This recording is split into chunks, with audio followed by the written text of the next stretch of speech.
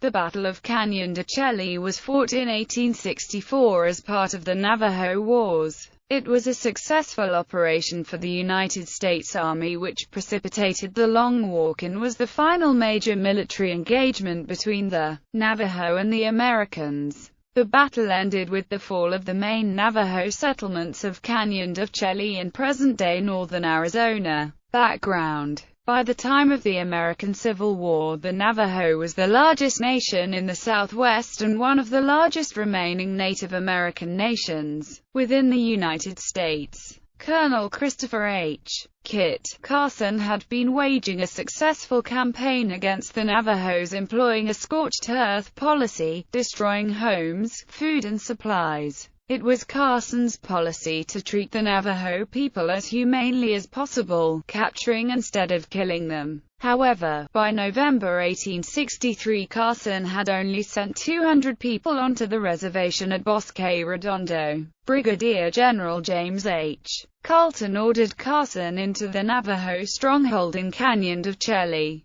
The canyon had been explored once before in 1858 by Colonel Dixon S. Miles. Miles had recommended no command should re-enter it. The Navajo in Canyon de Chelly were members of the bands led by Manuelito Barboncita and his brother Delgado. By the time Carson's men came into their lands, these Navajo groups had already suffered attacks from Ute warriors. The raids by the Utes and soldiers had taken its toll on some of the Navajos. Delgado's followers concluded they would not be able to survive the winter and surrendered at Fort Defiance. Barboncita vowed never to surrender and continue fighting the army. Battle. When Carson was ready to move against Canyon de Chelly, Barboncito's men ran off all the army mules. Carson's men had to return to Fort Defiance and delay the attack. By the 6th of January, Carson was re-equipped and ready to move against Canyon de Chelly, despite heavy snow. Carson had with him 389 troopers from the 1st New Mexico Cavalry. He divided his command, sending Captain Albert H. Pfeiffer into the east end of the canyon with 100 men, while Carson led the remaining 289 to the west end of the canyon. Carson traversed the entire canyon, occasionally engaging in skirmishes and destroying every abandoned native camp he found until reaching the opposite end without encountering the main Navajo band or Captain Pfeiffer.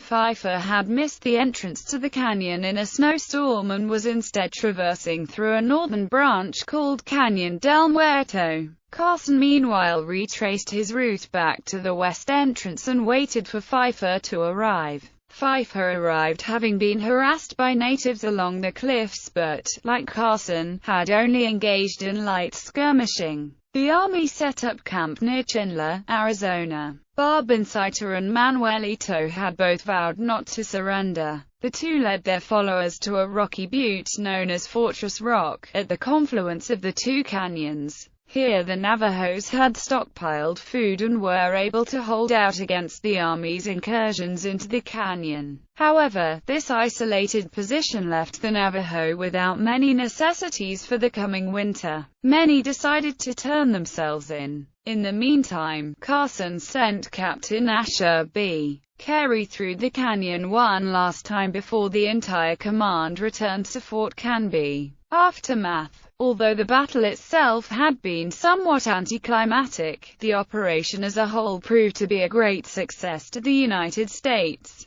The destruction of the Navajo camps, crops and supplies came at a crucial time for the Navajo. Cold, hungry and tired, many realized they would not be killed or captured by the soldiers if they came in peacefully. Delgado tried to convince others to surrender by reminding them of food, blankets and protection at the army forts. Manuelito was one of a few who never surrendered and fled into Hopi lands. By the summer of 1864 Carson had accepted the largest Native American surrender in history. Nearly 8,000 people had surrendered and were soon moved to the Bosque Redondo reservation. The arduous journey became known as the Long Walk of the Navajo. In 1868, after 4 years of exile, the Navajo were allowed to return to their homeland. The site is operated by the National Park Service as the Canyon of Chelly National Monument.